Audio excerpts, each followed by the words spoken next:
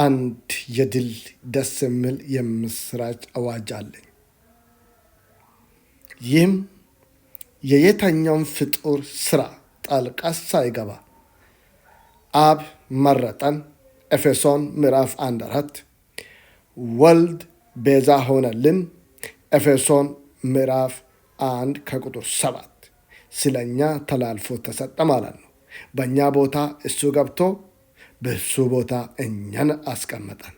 አቤት ምን አይነት እድል ነው! ታድለን። በመጨረሻ ደግሞ መንፈስ ቅዱስ አተመን። ዋው!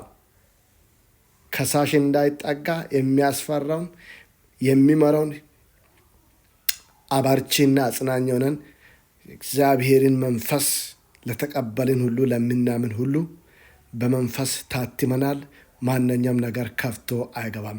ድል የእግዚአብሔር ነው። ተባረኩበት። ሻሎም